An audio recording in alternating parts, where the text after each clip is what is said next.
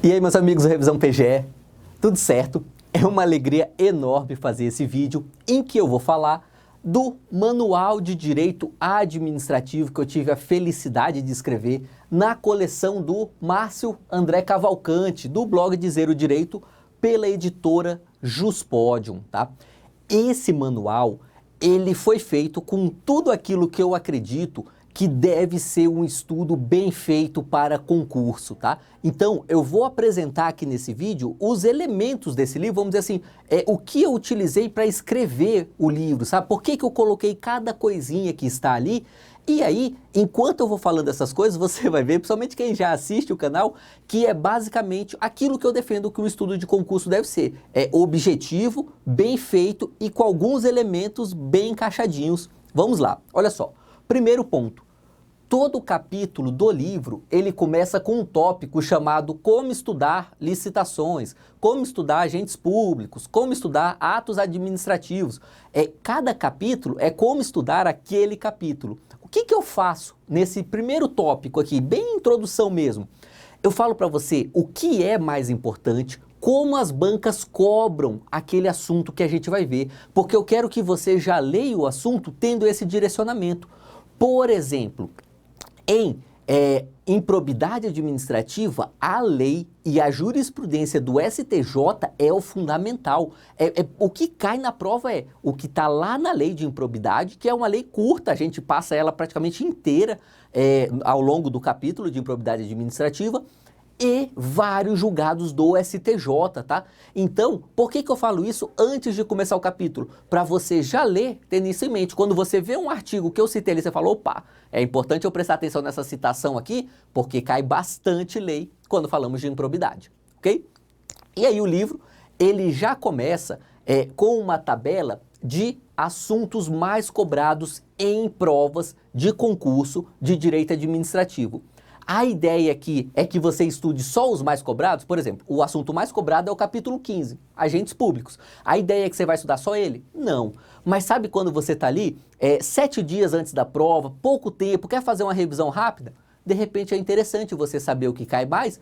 Ao invés de revisar, por exemplo, consórcios públicos e convênios, que tem uma incidência bem baixa, você revisa improbidade administrativa, que tem uma incidência muito maior. Esse é o tipo de direcionamento que não é para fazer você deixar de estudar alguma coisa, mas é para fazer você revisar mais aquilo que é mais relevante, ok? E aí, cada capítulo nós apresentamos, inclusive, bem no comecinho, a ideia aqui é que você não perca tempo, geralmente está em uma página, só toda essa parte ali de introdução do que é mais importante e tal, sabe? E aí, tem alguns gráficos quando os gráficos são relevantes.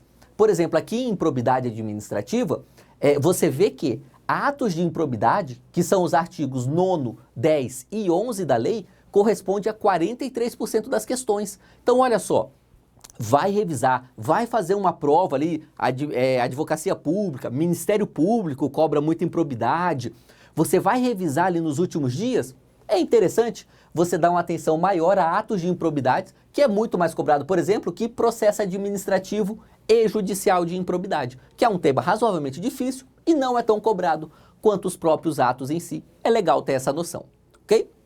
Mais um aspecto, mais um pilar sobre o qual o livro foi escrito, vamos dizer assim. Ele foi escrito para que a leitura seja rápida e fácil, tá?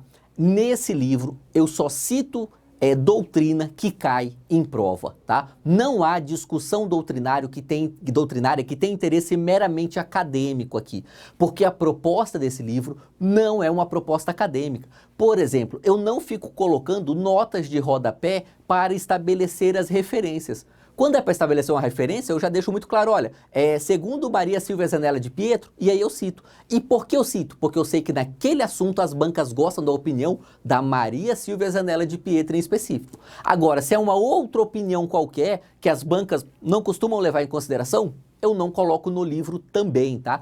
Tudo isso para que a nossa leitura seja rápida e fácil. Você não tem tempo a perder quando estuda para concurso. E aí, olha só, dei até um exemplo aqui, colocamos também alguns esquemas dentro do livro, sempre com esse objetivo didático, de facilitar a leitura. Aqui é dentro de improbidade. Tem algumas sanções que têm natureza administrativa, outras têm natureza civil, outras têm natureza política. Quando eu estava escrevendo, eu falei, olha, eu posso falar isso em parágrafos, as pessoas vão entender, mas se eu colocar um gráfico, vai saltar, vai ficar muito mais fácil de ser compreendido.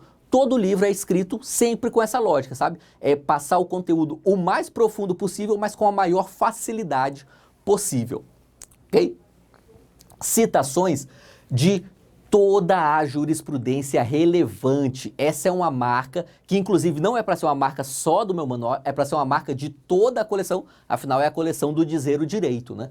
Então, sempre que nós temos uma jurisprudência importante, ela vai estar lá no livro para você. Seja súmula, seja julgado de informativo, seja tema repetitivo do STJ, seja repercussão geral no STF, enfim, sempre que tem um julgado relevante, ele está lá explicado para você no livro, tá? Só que ele não tá, vamos dizer assim, ali no fim do capítulo, sabe? Tem autor que no fim do capítulo coloca um rol de informativos, de jurisprudências. Eu nunca gostei de estudar assim, sabe? Por isso que eu não fiz isso no livro. O que eu faço? Eu coloco a jurisprudência ao longo dos assuntos mesmo. Então, ao mesmo tempo que eu estou explicando um tema para você, na mesma redação ali já vai entrar o julgado do STF, tá? E aí sempre que tiver um julgado do STF, do STJ, de repente TST, ou até mesmo, que não é jurisprudência tecnicamente, mas tem o mesmo valor, né? O TCU, em Direito Administrativo, alguns temas, a opinião do Tribunal de Contas da União é muito importante, estão aqui no livro, e aí eu coloco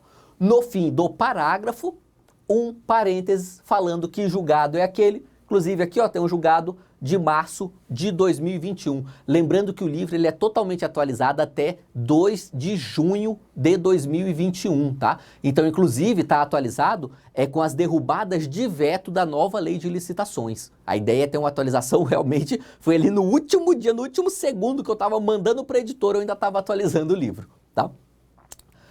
Vamos lá. Citações doutrinárias apenas do que é essencial. A ideia é não fazer com que você perca tempo com citações doutrinárias que não são absolutamente relevantes para você, tá? Eu também evito colocar em nota de rodapé, porque nota de rodapé costuma atrasar a leitura, atrapalha um pouco, tá? Então, olha só, eu quero citar, por exemplo, aqui, ó, tinha um assunto que era importante falar de opiniões doutrinárias, eu coloquei, ó, uma opinião, Matheus Carvalho, por exemplo, é um dos defensores dessa opinião. E aqui, ó, quanto às funções, essa é uma classificação criada pela Maria Silvia Zanella de Pietro. Eu coloco o crédito aqui, mas não fico colocando notas de rodapé que podem atrapalhar a leitura e não fico colocando discussões que não têm uma urgência para fins de concurso público, ok? Outra característica, citações diretas da legislação. Aqui uma questão pessoal minha, confesso, eu detestava ter que estudar consultando o Vademecum, porque isso atrasa a sua leitura, tá? Você tá lendo, aí o autor fala, tal coisa, acontece também no artigo 50 da Lei 8.112. Aí você fala, caramba, o que esse artigo 50 da 8.112 fala? Aí você vai lá, tem que pegar, às vezes tem que ligar o celular para ir pesquisar lá no seu Vademecum no celular e ver, o artigo 50 fala tal coisa, sabe? É um tempo que você perde. Então, nesse livro, quando eu vou citar a lei, por exemplo, eu falei aqui, ó, contudo, o artigo 37, parágrafo 8º da Constituição apresenta em sua redação literal uma possibilidade e tal. E aí o que eu faço? Eu não fico só na explicação, eu trago dentro de uma caixinha recortada no livro ali, a citação literal da lei para você, para que justamente você possa ver cada palavra que está na lei.